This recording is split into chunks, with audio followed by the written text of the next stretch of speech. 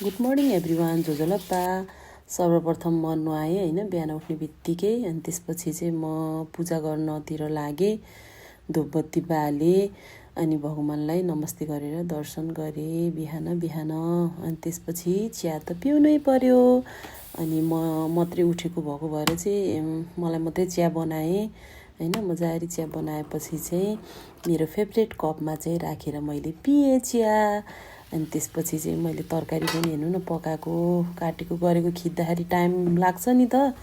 अनि त्यही भएर डाइरेक्ट मैले सब्जी नै देखाइदिएँ ल मैले। अनि पानी तताएँ, अनि खाना दाल हेर्नु त यति बेलासम्म त 5:21 भइसकेको थियो।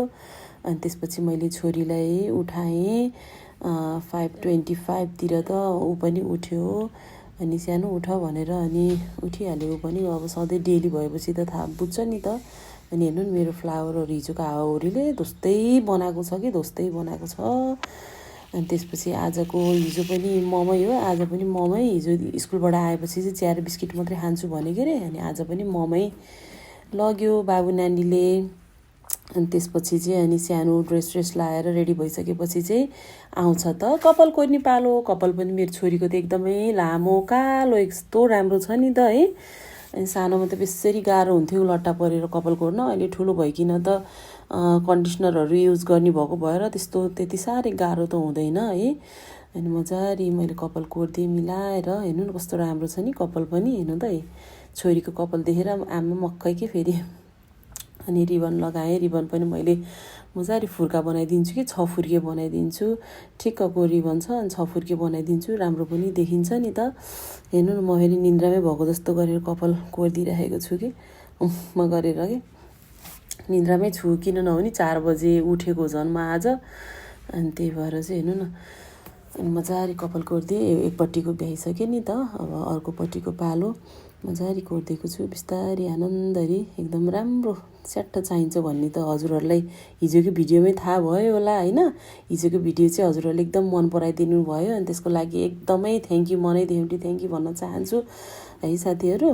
यो अर्कोपट्टि पनि मैले कपाल कोरेर भ्याइसकेँ मेरो छोरीको। ल हेर्नु त म देखाउँछु कस्तो राम्रो के। हेर्नु न उसकै रिबन फेरि ब्ल्याक छ कि, जिन्दगीमा नदेखेको ब्ल्याक रिबन।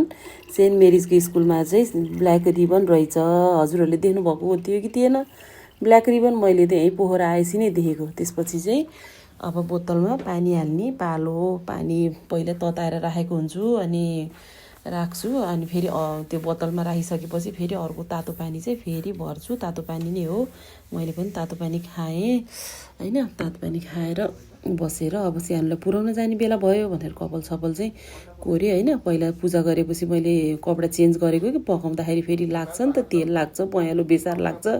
त्यही भएर चेन्ज गरेको थिएँ। अनि छोरीलाई लिन जानु चेन्ज गर्छु भनेको कति गर्नु हो, ज्याकेटै लगाएर जान्छु यसको माथि भनेर ज्याकेट लगाएँ। छोरीले चाहिँ सबै आफ्नो खाजा पानीहरू अम्ब्रेला ड्याडी लिएर दिनुभयो, सबै राखेछ। च्यात्तिख क्या हो भन्दै थियो, भाँचिख क्या हो भनेको क्या छोरीले, तर भाँचेको त थिएन छाता। अनि उसलाई म पुऱ्याउनलाई सानो र म गएँ। ल सानो बाई भनेर म चाहिँ फर्किएँ है। त्यसपछि चाहिँ दुध डेरीमा गएँ। तर यो चाहिँ मैले किनेको दही र ब्रेड हो किनेको, दुध त घरमै थियो होइन।